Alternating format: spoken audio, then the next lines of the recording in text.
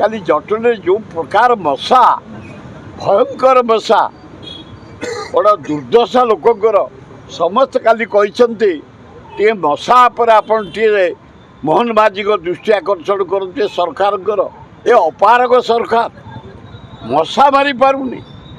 ଭୁବନେଶ୍ୱର ଜଟଣୀ କି ସୁନ୍ଦର ସହର neat and clean କରିପାରୁନି। କେବଳ ମ୍ୟୁନିସିପାଲିଟି କର୍ମଚାରୀମାନଙ୍କୁ ଧନ୍ୟବାଦ ସେଇ ଟିକେ ଉପରଓଳି ସକାଳଓଳି ସଫା କରିବା ଦ୍ୱାରା ଟିକେ ସଫା ରହୁଛି ତଥାପି ବ୍ଲିଚିଂ ପଡ଼ୁନି ଫିନାଇଲ୍ ପଡ଼ୁନି ମଶା ମରା ଔଷଧ ବୁଲୁନି କିଛି ହେଉନି। ବଡ଼ ଦାରୁଣ ଦୁଃଖ।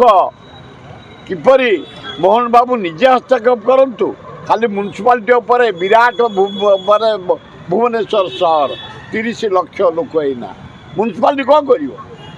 କେତେ କାପାସିଟି ତାର ଅଛି? କେତୋଟା ଅଫିସର ଅଛନ୍ତି କାମ କରିବା ପାଇଁ? ଡାଇରେକ୍ଟ ହେଲ୍ଥ ଡିପାର୍ଟମେଣ୍ଟ ଟେକଅପ୍ କରୁ ମଶା ମାରିବା ପାଇଁ। ଏବେ ଯେଉଁ ଗରିବ ଝୁପୁଡ଼ି ବସ୍ତି ରୋଗରେ ଆକ୍ରାନ୍ତ ହେଉଛନ୍ତି ମଶାରୀ ଗୋଟେ ଗୋଟେ ଦିଆଯାଉ।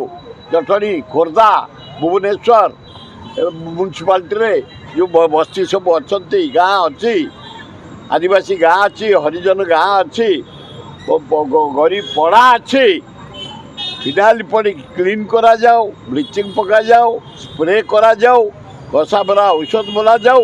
ତା ପରିବର୍ତ୍ତେ କିଛି ଗରିବ ଲୋକଙ୍କୁ ମଶାରୀ ସପ୍ଲାଏ କରାଯାଉ ସେ ରୋଗମୁକ୍ତ ହେବେ ଭଲ ହେବ। ରାଜ୍ୟସଭା ନିର୍ବାଚନଟା ହେବ ସେ ବିଷୟରେ ତ ଆପଣ କ'ଣ କହିବେ? ନାଇଁ ମୁଁ ଆମର ଯେଉଁ ଅଛନ୍ତି ଆମେ ଏଇନା ଭାଇ ଭାଇ ଭୁବନେଶ୍ୱର ଯେତେ ଝାଡ଼ା ବାନ୍ତି ଗୁହ ପରିସ୍ରା ସବୁ ଗଗୁଆରେ ଗଗୁଆ ଯାଇ ଭେଟିଛି ତିରିମଲ ପର୍ଯ୍ୟନ୍ତ ଜଟଣୀ ଦେଇ ଆମର ଇଟିପୁର ଫିଟିପୁର ଦେଇ ପୁରା ପଚି ଯାଇଛି। ଚାରିପଟ ଭୁବନେଶ୍ୱରର ଜଟଣୀର ଘେରି ଯାଇଛି। ଜଟଣୀ ଭୁବନେଶ୍ୱର ମଶାରେ ଆମେ ମରିଯାଉଛୁ।